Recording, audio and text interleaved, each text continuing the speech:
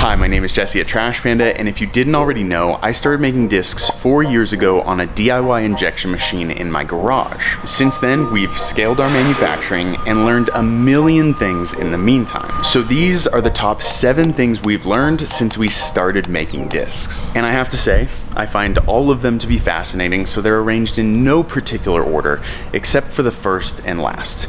Those are my top 2. Really quickly before we get into the video, I wanted to let you know that in 2 days, the DUNE turns 1 year old.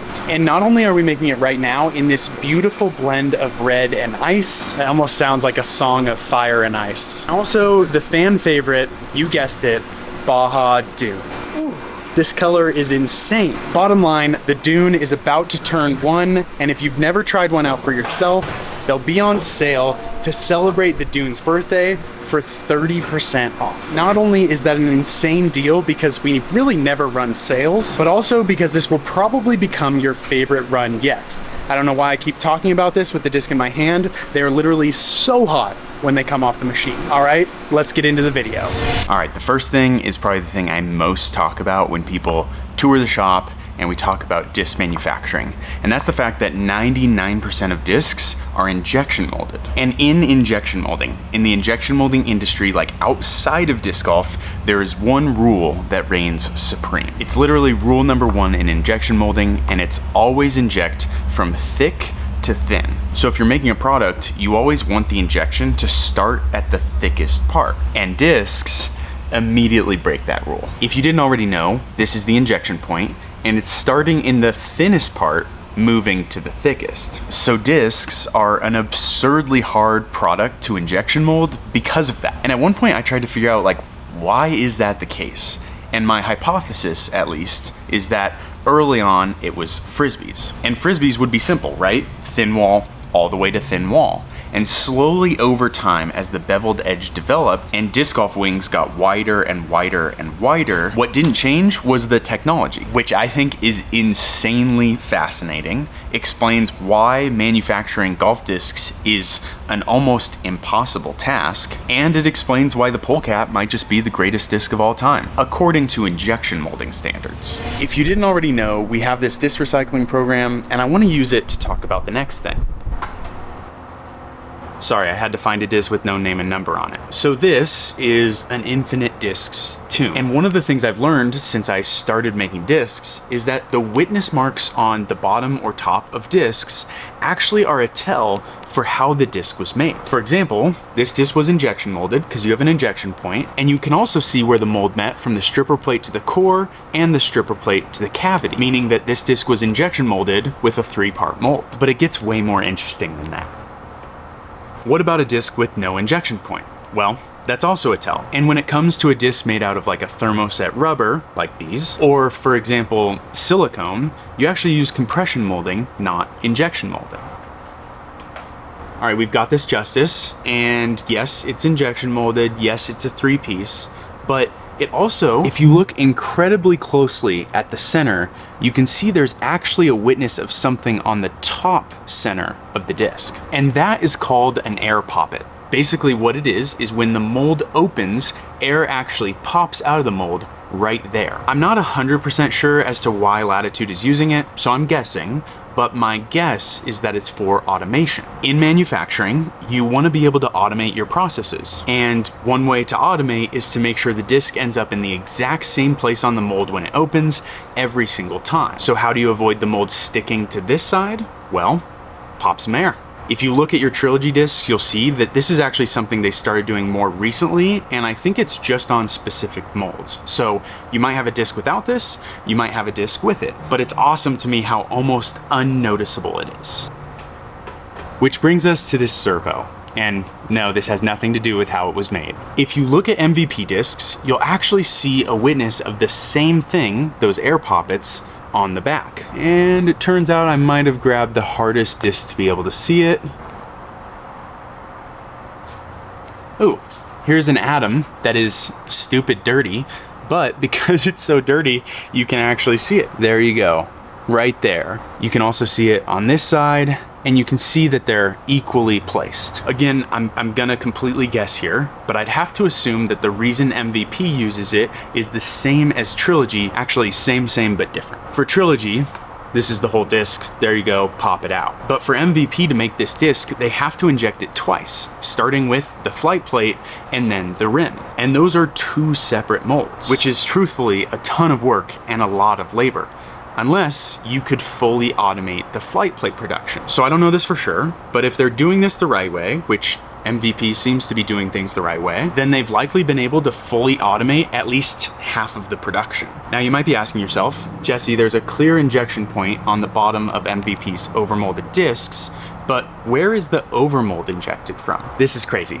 If you follow the parting line for long enough, eventually you'll see something that looks like that. So you can see the parting line, but you can also see this little bigger thing here. And that is literally the injection point. Actually, that's not it. On some of their discs, they have 3 and 2. And this mold seems to just have 2 that are equally distanced side to side. The more you know. All right, this isn't an exhaustive list. There are still more things to identify, but if you look at your discs and you see something that's not an engraving, that's clearly a witness mark from a mold, that is likely a tell for how the disc was made. Next up, for those who remember the garage days, this was the mold that I used. It's like 14 pounds, you can clearly pick it up, and now this is what our molds look like. Actually, specifically, this is the inner core mold, and it's 734 pounds. Yes, we weighed every single piece. One of the things I just didn't realize early on was how complex it is to change a mold. So if you've ever had a disc that a manufacturer just maybe wasn't making and you were like, why haven't you restocked this? It's because it takes so much time. So right now the ozone mold is in the machine and we're gonna switch over to the DUNE mold, and it's 7:20 a.m. So I'll report back and I'll let you know how long it actually takes to switch the mold. Water lines are unhooked.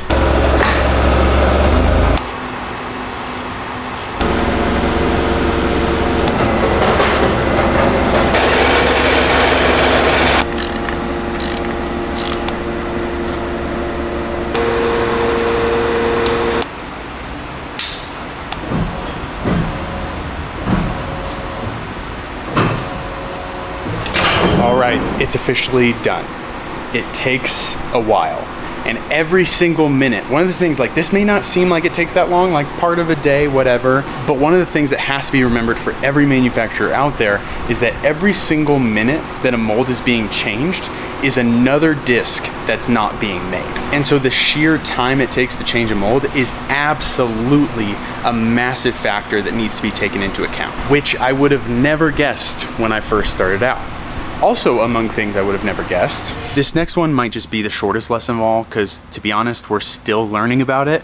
But when it comes to designing a disc, the tiniest of changes can have a massive effect on the flight. At Trash Panda, we always use computational fluid dynamics to test our discs before ever making the mold. And it doesn't tell us everything we need to know, but it gives us a baseline idea for how the disc is gonna fly and how little changes are affecting the flight. And one of the most interesting tests we recently did was on the ozone. If you haven't held the ozone yet, it has this concave underside to the wing. And just the changes that we made from testing whether it was concave to flat on the bottom side of the rim had a surprisingly big effect on how the disc would fly. Now, obviously, the changes you make will have a more drastic effect the higher you go in speed, but regardless, the tiniest of changes can have a massive effect. And we'll talk more about this in the future, I'm sure, as we continue to learn about it.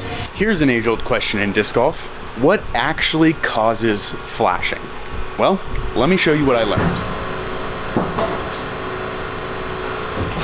So, in an injection mold, there are 3 different pieces. There's the core, the stripper plate, and the cavity. And inside of these three pieces is what actually makes the disc. But if you're looking closely, you can see that this piece and this piece mate right along this edge, which is called the parting line. Fun fact, that's actually an injection molding term that disc golf has also adapted, which I think is awesome. And then the stripper plate and the core meet right along the bottom edge of the rim. Now, there are some injection molds that are two-piece molds. This is clearly a three-piece, and I'd say this is the standard way to go about it. So if you're following along, there are two different places where those three pieces meet. And while they're incredibly small and the tolerance on those pieces is as good as it gets, the reality still is that plastic can end up getting into those cracks, for lack of a better term. And the leading reason you'll see it at the bottom of the rim is just wear and tear.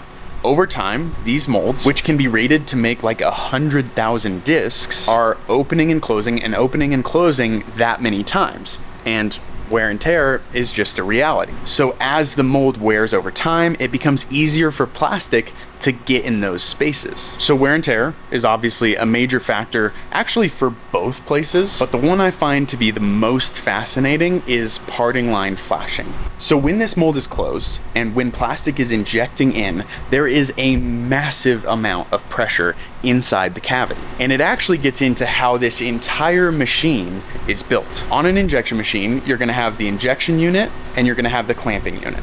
And the injection unit deals with, you guessed it, the injection. Basically melting the plastic and pushing it into a mold, where then the clamping unit deals with holding the mold tightly shut. But on all injection machines, the clamping unit is actually designed to fail before the injection unit. That might not be the right terminology, but basically all I'm trying to say is that the pressure and the power of the injection unit can actually overcome the clamping unit. Because if the clamping unit was stronger than the injection unit, then this whole side of the machine would be subject to exploding, which you can imagine is not something you want to do. So if the pressure from injection is too much for the clamping tonnage, on a very small level, it'll actually blow the mold open at the parting line, meaning there's just a little bit bigger of a gap for plastic to get into. And here's where that all ties in.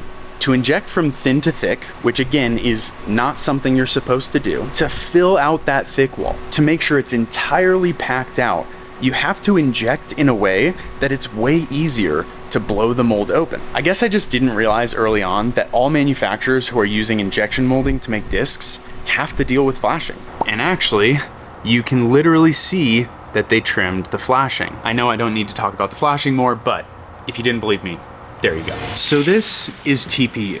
And if you didn't already know, TPU is what most premium plastics in disc golf are made out of. Not only did I not know that when I started making discs, but I also had no idea that TPU is not as simple as it might seem. One of the primary reasons for that is something called the durometer, or the shore hardness of the material. TPU has this rating scale for durometer, and I won't get all the way in the weeds, but some of you might know the Baja inner core, which is made out of a TPU with a durometer of 95A. You can see how it just wants to spring back when I flex it. Whereas this is an inner core we sampled a long time ago, and this is made with an 85A, which I'm applying the same pressure here. Clearly, this one is so much more flexible. And yes, you can have it much more flexible than this as well, but also, this is an inner core we tested a long time ago too, and it's made out of a TPU with a durometer of 80D. How does it feel?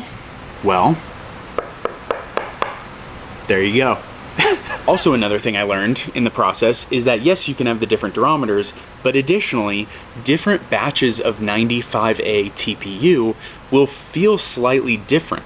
Now, according to most products that are made, they'll perform about the same way, but disc golf is unique because we can feel every little bit of it. And if you feel one run of destroyers compared to another run of destroyers, it could be the exact same plastic, just made in two different batches. Bottom line, us disc golfers, our standards are pretty high. The lesson here is that plastic is insanely complex. And for those who have no experience whatsoever in plastics or general awareness of the plastics industry, it can seem like plastic is pretty simple. Like, aren't there just 7 different types labeled on the bottom of all products?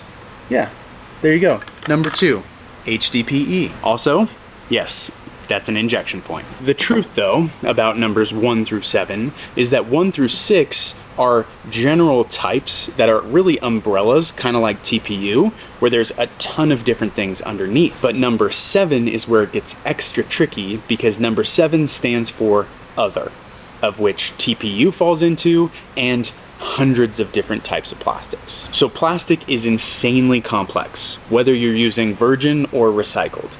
And if you're using recycled like we do, it just adds some layers of complexity. But no matter which one you're doing, it's extremely complex. So in the words of Chris, our R&D guy, he wanted me to relay the lesson as this: plastics are hard, like really hard.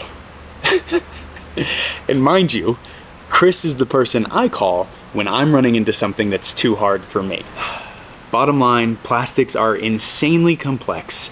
And if you didn't believe me thus far, let's talk about color, shall we? All right, let's settle this once and for all. Are green discs really more overstable? If you haven't heard that debate in disc golf, it was a while back, and I want to say it was either Discmania Cloudbreaker runs or Innova Destroyer runs that ultimately started it, but tomato potato. Bottom line, the question still stands. Are certain colors more overstable than others? The answer to this question is not only fascinating, but it's honestly much simpler than I thought it would be. So most injection molded products start as a clear plastic and you add color. So imagine you have 99% of this clear plastic and 2% of a thing called colorant. Basically, it's just this color that's concentrated that as it injects in the machine, the screw mixes it together and you end up with this perfectly colored product. Even though that color is an insanely small amount at like 2% or even less, the reality is that it bears a significant effect on the processing in the machine. The game of injection molding is really this thing called processing, and it all occurs here on this tiny little computer. This computer is crazy complex, but basically all it's doing is allowing you to isolate and change every variable within the machine. And certain plastics like to move through the machine differently. And yes, even different TPUs like to run through the machine differently. So when you move from one color to another, it can actually affect how you program the machine. And actually just the other day, Robbie C was in town and we were making purple ozones. And because it's Robbie, we decided to test this gorgeous red. Now it's worth noting, the purple and the red are the exact same material, but the red clearly flowed into the mold easier and thus resulted in more flashing. So if we were to do a full run of that red, the red and the purple would likely have different parameters and settings inside the machine. And therein lies the answer.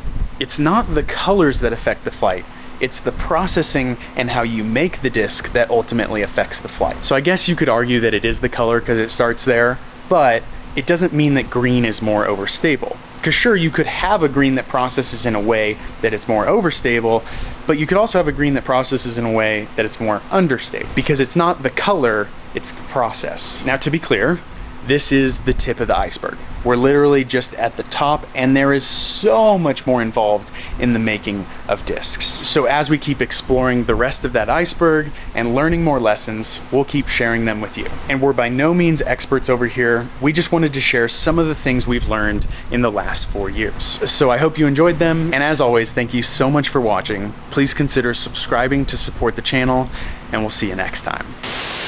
All right, if you're still here, then you're officially a nerd about disc golf manufacturing like I am, so I've got one more thing for you. And it was actually cut from the first lesson when we were talking about thin to thick injection molding, and a little bit of a hack when you think about it. So discs are an absurdly hard product to injection mold because of that. And this is exactly where I think it gets absolutely fascinating. Think about overmolding.